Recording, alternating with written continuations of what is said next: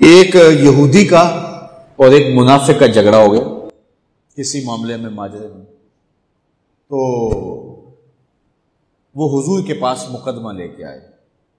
حضور علیہ السلام نے سنا وہ یہودی حق پہ تھا، رسول کریم نے اس کے حق میں فیصلہ دے دیا کہ تو سچا ہے، تیرے حق میں فیصلہ ہے۔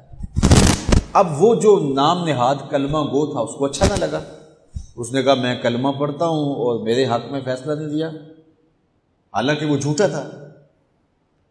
اس نے اس یہودی کو کہا حضور کے دربار سے باہر نکل کے کہ میں اس مقدمے کا فیصلہ حضرت عمر سے کروانا ہے۔ اس کے ذہن میں یہ تھا کہ حضرت عمر کفار کے بارے میں بڑے سخت ہیں، اور جب سنیں گے کہ میں مسلمان ہوں اور یہ یہودی ہے تو یہی کافی ہوگا ان کے لیے، اور وہ میرے حق میں فیصلہ دے دیں گے۔ وہ اس یہودی نے کہا ٹھیک ہے، مجھے مقبول ہے۔ تو جو سچا آدمی ہوتا اسے ٹینشن کوئی نہیں ہوتی، وہ کہتا ٹھیک ہے اس عدالت میں چلے جاؤ۔ حضرت عمر کے پاس آ گئے۔ حضرت عمر رضی اللہ تعالیٰ عنہ کو اس نے ساری کہانی سنائی اس منافق نے کہ اس طرح ہوا، اس طرح ہوا، اس طرح ہوا۔ اب یہودی کو کہا اب تو بھی سنا۔ اس نے کہا میری ایک ہی بات ہے۔ کہا کیا؟ کہا اس مقدمے کا فیصلہ دربار رسالت سے میرے حق میں ہو چکا ہے۔ حضرت عمر حیرت زدہ ہو گئے اور اس نام نہاد کلمہ گو سے پوچھا یہ سچ کہہ رہا ہے؟ اس نے کہا جی لیکن میں چاہتا ہوں ذرا آپ فیصلہ کریں۔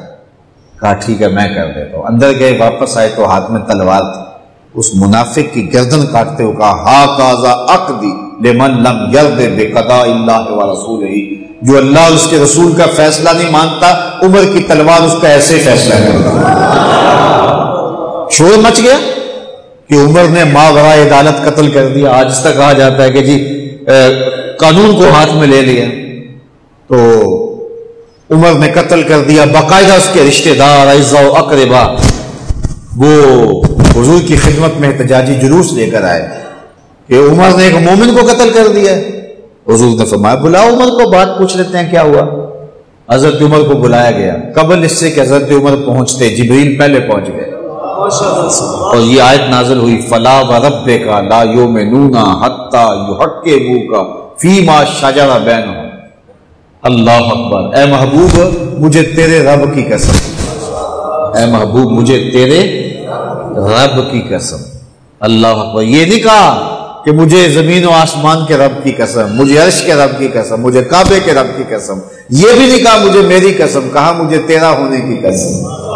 فلا وربک، مجھے تیرے رب کی قسم، لا یؤمنون حتی یحکموک فیما شجر بینہم، اتنی دیر تک کوئی مومن ہو ہی نہیں سکتا جب تک اپنے مقدموں میں تجھے حاکم نہ مان، اپنے اختلافات میں، اپنے فیصلوں میں تجھے فیصل نہ مان لے۔